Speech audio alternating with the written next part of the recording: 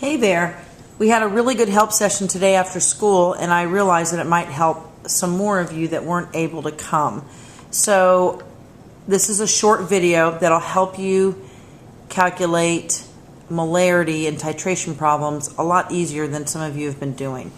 All right, if you look at the data chart, it's just like what we've been doing in class, where we have the data that we took in lab. And in this first example, we're going to say that our acid is monoprotic, meaning it just has one hydrogen. So here's our balanced equation that we're going to use.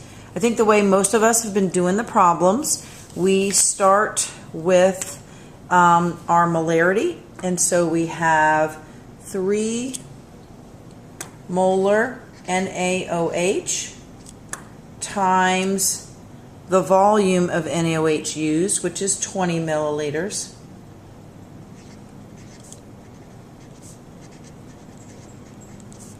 And we get 60 millimoles of NaOH, or the way some of you prefer to say, 3 molar NaOH times 0.02 liters of NaOH is 0.06 moles of NaOH. And then whether you set up a formal bridge or just look at the ratio and realize it's a 1-to-1 ratio, I think we are realizing that however many moles or millimoles of NaOH we have, that's how much acid we have.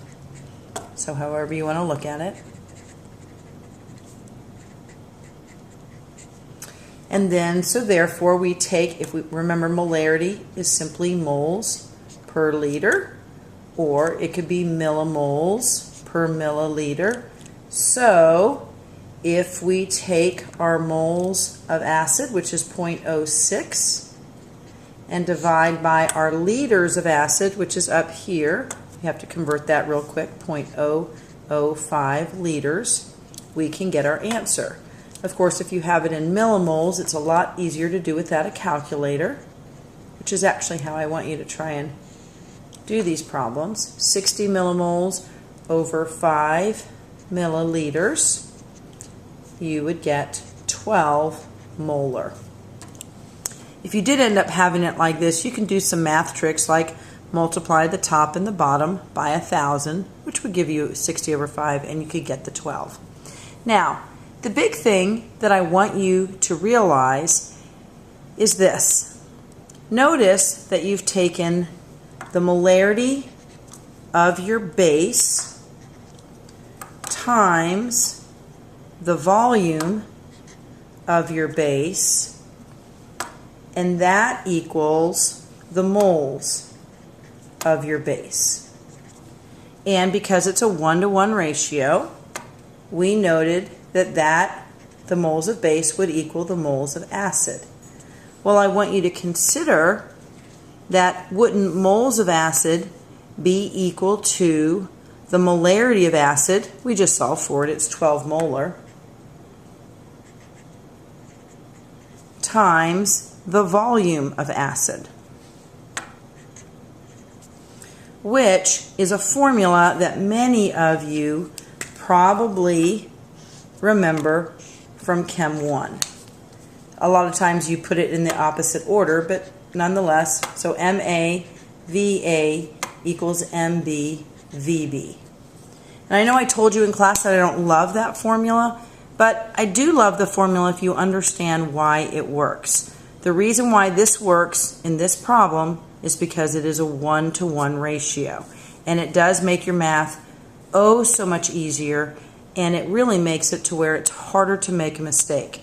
So if we redo this problem in terms of this formula, molarity of acid is what we were looking for. The volume of the acid was 5 milliliters. The molarity of the base was 3, and the volume of the base was 20. So 5m equals 60, or your molarity is 60 over 5, which again is 12 molar, which is a lot easier to get. And if you notice, doing it this way, you actually are working in millimoles. There's no reason to convert your volume to liters if everything is consistently in molarity.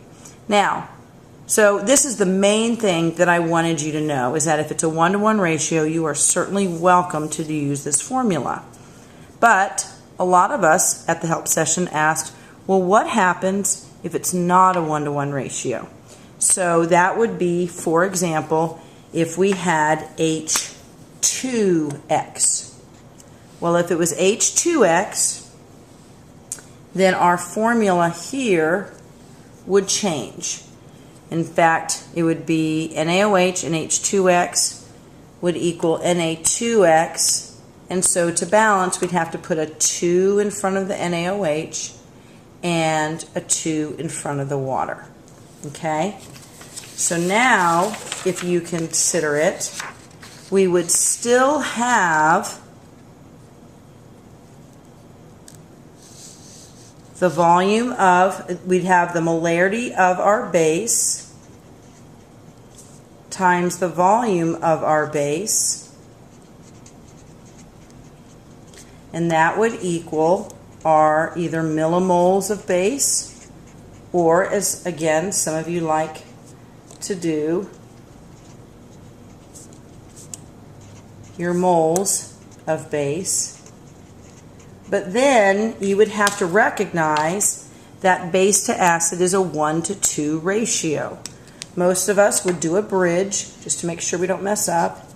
Every 2 moles of NaOH would need 1 mole of H2X.